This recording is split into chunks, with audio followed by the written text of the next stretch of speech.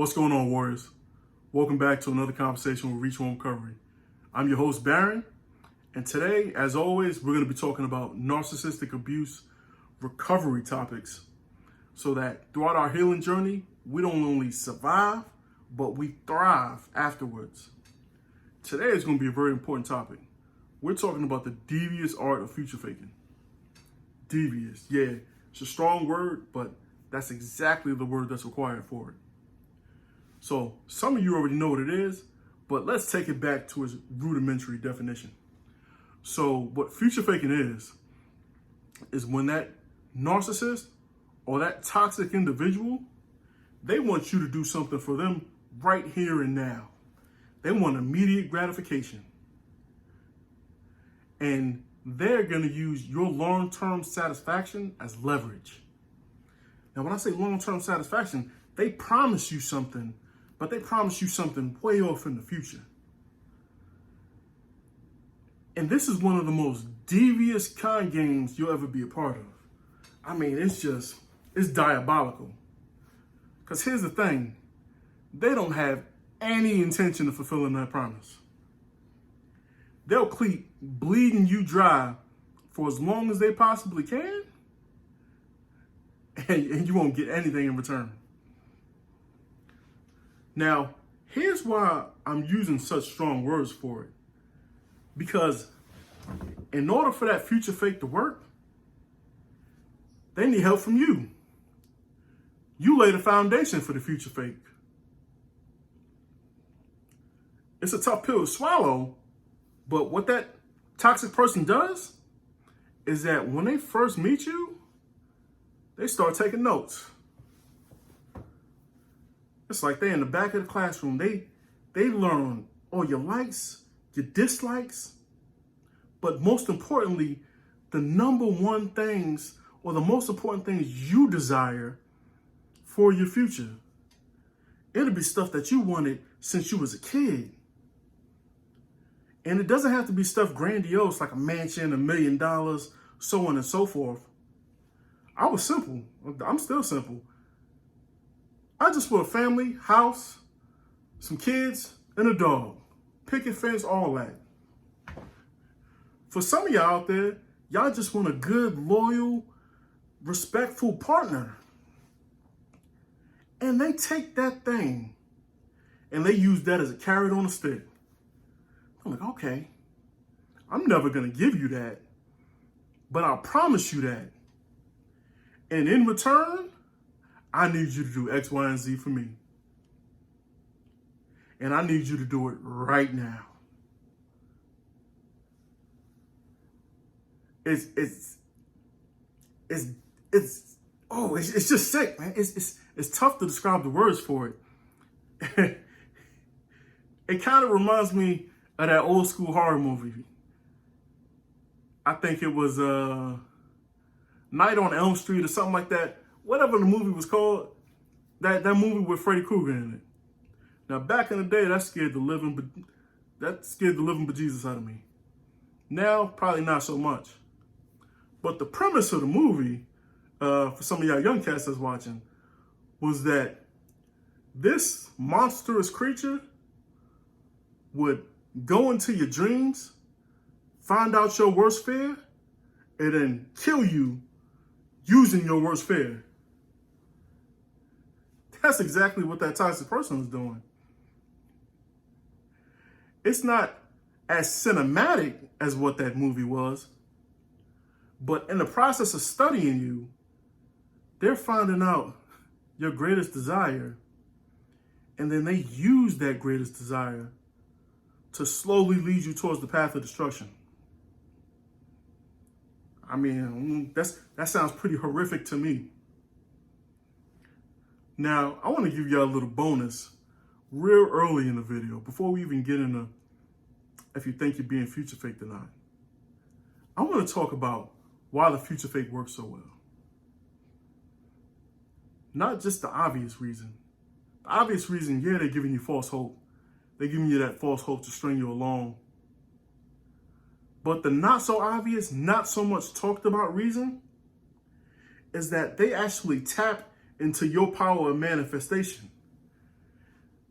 They distort your power of manifestation in order to use and abuse it. Because they're future faking, but you're actually building that future. I need you to get that.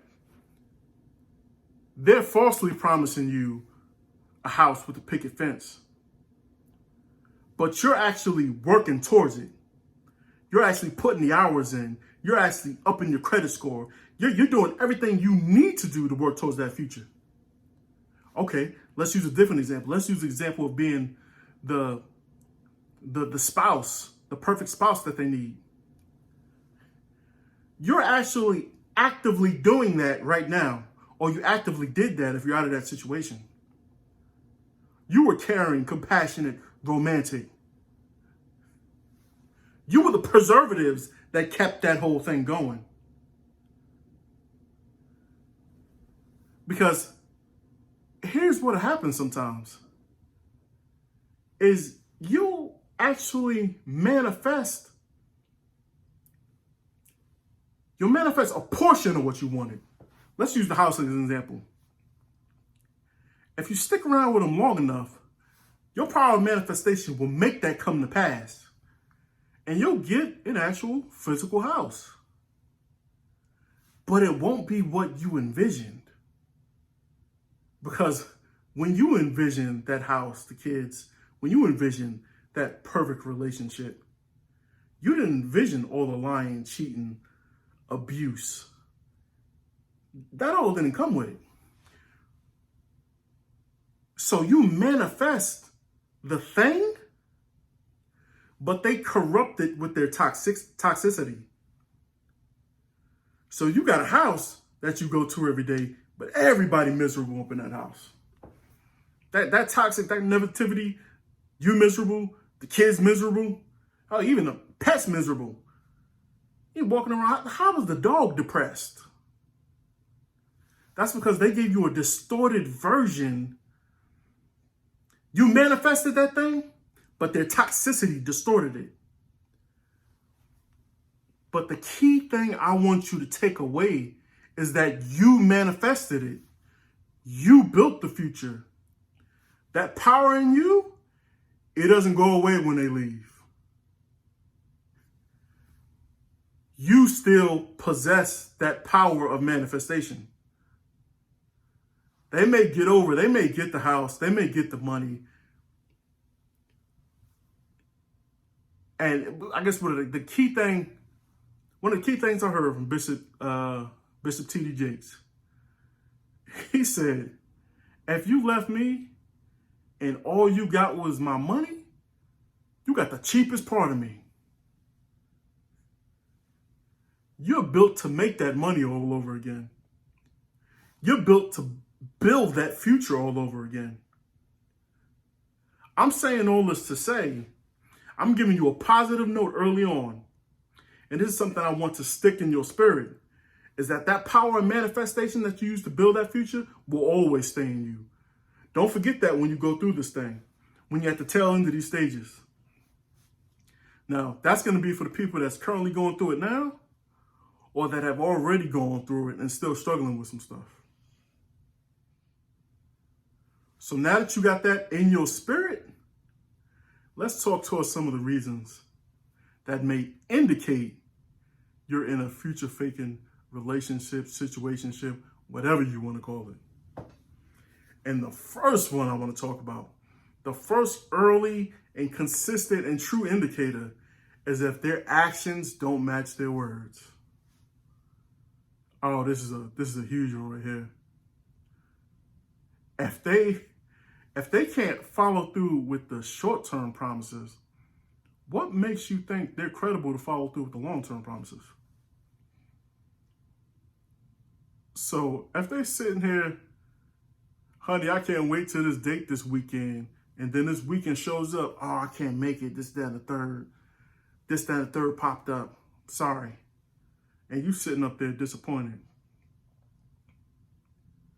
You got a manager promising you a promotion as long as you put in extra hours and extra work, more than everybody else. But when it comes time for pay raises and promotion, I got to pass this year.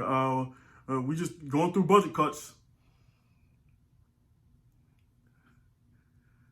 You got somebody that's promising you to be an amazing partner, but I'm sorry, I just cheated a little bit. I do better next time. Now, some small stuff does happen, but if this is happening repeatedly, if this is chronic, and another thing about it is it progresses. If you have that happening, then it's a surefire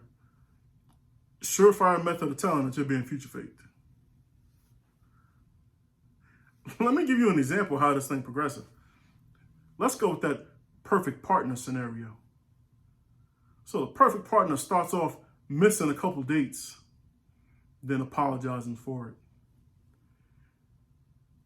Then a couple months, couple years down the line, you realize, well, stuff like that has continually happened, and you're no closer to a marriage proposal, anything like that. You'll start to pick up on that huge red flag, and you'll start to pull back. So then what that toxic person does is, I got to turn it up a level in terms of getting closer towards that future that I'm faking. Let me go ahead and get him a promise ring.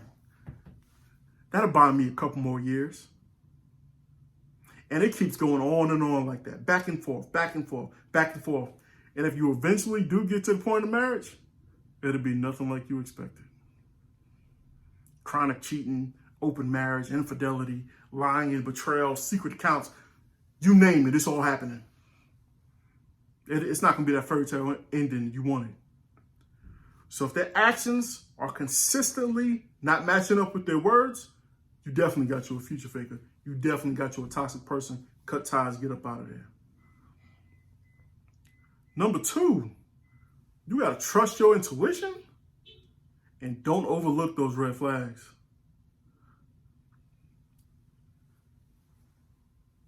There's some stuff that just, it ain't going to match up.